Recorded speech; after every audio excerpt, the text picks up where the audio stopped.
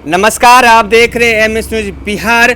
अभी फिलहाल बिहार में एमएलसी प्रत्याशी लगातार जो भी क्षेत्र में है लगातार घूम रहे हैं और उसी क्रम में जो कोसी स्नातक चुनाव होना है उसकी चर्चाएं तेज हो चुकी है। इसी क्रम में आज हमारी उपस्थिति भागलपुर जिले के नारायणपुर प्रखंड में है और हमारे साथ जो मेहमान जुड़ेंगे वो खास मेहमान है एमएलसी के पूर्व प्रत्याशी और सह राजद के राष्ट्रीय युवा प्रवक्ता हमारे साथ हैं डॉक्टर नितेश जी। सबसे पहला सवाल, अभी वर्तमान में जो एमएलसी हैं डॉक्टर एनके यादव, उनके द्वारा दिए गए बयान पे आप कैसे गए? जैसे कि नेट होता है एग्ज़ाम में, उसको नीट कहा गया है, इसको कैसे देखते हैं आप?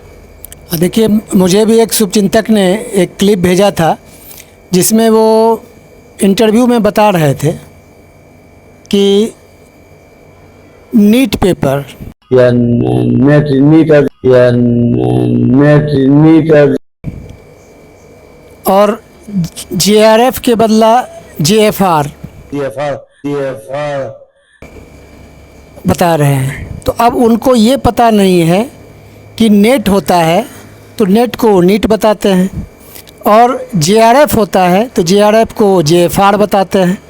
तो ऐसे प्रतिनिधि आज 12 साल से कोसी स्नातक क्षेत्र में प्रतिनिधित्व कर रहे हैं।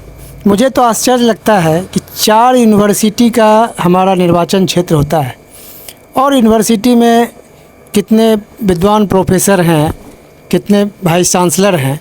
वो जब इनके वक्तव्य को सुनते होंगे, इनके इंटरव्यू को देखते होंगे तो उनको कैसा महसूस होता होगा। और जो हमारे सम्मानित मतदाता हैं, 14 जिला के शिक्षक हैं, अधिवक्ता हैं और स्नातक ग्रेजुएट हैं, उनको कैसा महसूस होता होगा कि हमारे जो जनप्रतिनिधि हैं, जो कोसी स्नातक के वर्तमान विधान पार्षद हैं डॉक्टर एनके यादव, उनकी समझ कितनी है, उनकी बौद्धिक क्षमता कितनी है। उनको बहुत शर्म महसूस होता होगा इन सब चीज़ों को सुनकर। और एक सवाल है, आप लगातार उस पर कटाक्ष करते रहते हैं, लगातार उनके खिलाफ आप बोलते हैं, आपको डर भय लगता है? देखिए, हम कटाक्ष नहीं कर रहे हैं। ये जो वर्तमान स्थिति है, जब हम क्षेत्र में जाते हैं तो कई लोग हमको बताते हैं कि सर आप तो क्षेत्र में आ रहे हैं लेकिन वर्तमान जो एमएलसी हैं क्षेत्र में कभी आते नहीं हैं सर, हम लोगों को काफ़ी काम भी पड़ता है, वो काम नहीं सुनते हैं, कभी मुलाकात नहीं होती है उनसे। तो जो उनकी पीड़ा है, उनकी पीड़ा को हम सुनते हैं और चूँकि विपक्ष की भूमिका में हम हैं तो जो प्रयास रहता है उनके समस्याओं के समाधान का, हम वो लगातार प्रयास करते रहते हैं कि उनके समस्याओं का समाधान हो। आप भी जीत के कहीं गायब तो नहीं हो जाएंगे, लापता तो नहीं हो जाएंगे? नहीं, देखिए ऐसा नहीं है। हम लोग तो लगातार जब से चुनाव हराया गया है बीजेपी के द्वारा, तब से लगातार स्नातक मतदाताओं के बीच हैं, क्षेत्र में हैं और पूरे 14 जिला के मतदाताओं से कनेक्ट है। जीतने के बाद आप रहेंगे बीच में? हम तो हैं ही, हमको कहाँ जाना है। हम तो बिल्कुल कोई भी काम नहीं करते हैं, बिल्कुल मतदाताओं के बीच रहते हैं। प्रत्येक दिन हम क्षेत्र में निकलते हैं और मतदाताओं से रूबरू होते हैं, उनकी समस्याओं को सुनते हैं, उसके समस्याओं के समाधान का प्रयास करते हैं। हम तो लगातार लोगों के बीच रहते हैं। आगे भी रहेंगे। एक सवाल है कि कॉलेज में, स्कूलों में जो छात्र से रजिस्ट्रेशन के नाम पर या किसी भी अन्य कार्य के नाम पर जो अवैध वसूली का मामला आता है, कहीं कहीं स्कूलों में बवाल भी होते हैं, इस पे आपकी क्या प्रतिक्रिया है? क्योंकि डॉक्टर एनके यादव अब तक इस पर कुछ नहीं बोले। देखिए, ये हमको भी कई जो अभिभावक हैं उन्होंने इस बात को बताया कि सर कॉलेज में भी रजिस्ट्रेशन के नाम पर और सेमेस्टर के नाम पर अवैध रूप से पैसा मांगा जाता है। तो ये तो देखिए एक बिहार में चल ही रहा है। जो सरकार है, भ्रष्टाचार का एक ट्रेंड बन गया है। खास करके एजुकेशन में इस तरह का काम नहीं होना चाहिए।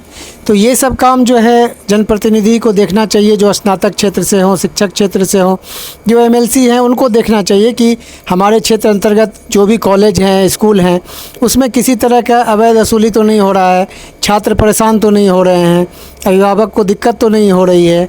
चूँकि हमारा इंटेलेक्चुअल मतदाता होता है तो हम लोग को ये खुद सोचने का ज़रूरत होना चाहिए जनप्रतिनिधि को कि नाइंसाफ़ी ना हो। चूँकि नाइंसाफ़ी तो उसके साथ होता है जो कि पढ़ा लिखा नहीं होता है। पढ़े लिखे लोगों के साथ भी अगर अवैध वसूली हो रहा है तो ये तो जो वर्तमान में जनप्रतिनिधि हैं उसके लिए बहुत ही शर्मसार करने वाली बात है। आपने तो आरोप लगाया कि वो क्षेत्र में रहते ही नहीं हैं, फिर आपने बोला कि क्षेत्र में रहना चाहिए, तो इसको गंभीरता से कैसे देखते हैं? देखिए, क्षेत्र में रहना नहीं रहना उनका काम है। हम लोग तो जब क्षेत्र में जाते हैं तो लोग बताते हैं कि वो क्षेत्र में नहीं आते हैं, और हम लोग जो देख पाते हैं, जो उनका सोशल मीडिया हैंडल वगैरह, जो उनका पोस्ट वगैरह लगता है, तो इधर भी देखे कि क्लिनिक में ही प्रचार कर रहे हैं, एक सवाल है, आपके सोशल मीडिया पे देखा गया था और एक क्लिनिक पर एक पर्चे में थे और पर्चे में वो अपना प्रचार कर रहे थे। आपने उसे सोशल मीडिया पर और प्रिंट मीडिया के माध्यम से भी उस पर आपने तीखा हमला किया था। ये क्या था मामला? देखिए, था क्या कि फेसबुक पर ही दिखा कि ये ऑपरेशन थिएटर में है और हाथ में ग्लव्स पहने हुए हैं, सीजर लिए हुए हैं, और इनके बगल में एक जो है मतदाता हाथ में इनका डायरी लिए हुए है, हाथ में एक झोला लिए हुए है, और ये दिखा रहा है कि इस बार जो है हैट्रिक इनका लगेगा। तो हमने इस पर सोशल मीडिया पर ही इस चीज़ को काउंटर किया कि एक तो जहाँ ये ऑपरेशन कर रहे हैं तो इनको प्रोटोकॉल का भी ख्याल रखना चाहिए कि ऑपरेशन में क्या क्या चीज़ें ज़रूरी होती है। अब जिनका ये चूँकि ये गायनकोलॉजिस्ट हैं तो निश्चित तौर पर ये किसी महिला का ही ऑपरेशन कर रहे होंगे। अब किसी महिला के ऑपरेशन थिएटर में ये किसी गैर पुरुष को अंदर घुसा लेते हैं और वहाँ पर निजता का हनन होता है, तो ये एक गलत चीज़ है। दूसरा, जब ये ऑपरेशन करते हैं वहाँ पर इन्फेक्शन का भी चांस बहुत होता है, तो कोई भी आदमी आता है चप्पल जूता पहन के चला गया, सैनिटाइज नहीं रहता है, तो एक इन्फेक्शन का भी मरीज़ को बहुत होता है, हो सकता है इन्फेक्शन के चलते उसका जान भी चला जा सकता है। तो इन सब चीज़ों को ये लोग नहीं करते हैं, और चुनाव प्रचार चूँकि बाहर नहीं निकलते हैं, क्षेत्र में नहीं जाते हैं, तो क्लिनिक में ही इस तरह का जो है लोग को बुला के प्रचार अभियान चला देते हैं। ये बहुत बड़ा आरोप है डॉक्टर नितेश जी का, जो पूर्व एमएलसी प्रत्याशी। इन्होंने साफ तौर पे कहा है कि क्षेत्र से बाहर नहीं जाते हैं, प्रचार नहीं करते हैं, जनता के बीच नहीं रहते हैं, इसलिए वो क्लिनिक में ही बुलाकर अपना प्रचार करते हैं और ऑपरेशन जो होता है, जिसको ऑपरेशन थिएटर कहा जाता है, उसमें ही बुलाकर अपना पर्चा झोला जो भी होता है प्रचार का वो प्रतीक देते हैं। और इन्फेक्शन होने और मरीजों पर जान का खतरा होने को लेकर उन्होंने सवाल उठाया है। और आप देख रहे हैं एमएस न्यूज़ बिहार। हमारे साथ जुड़ने के लिए डॉक्टर नितेश जी को बहुत बहुत धन्यवाद। बहुत शुक्रिया आपका भी।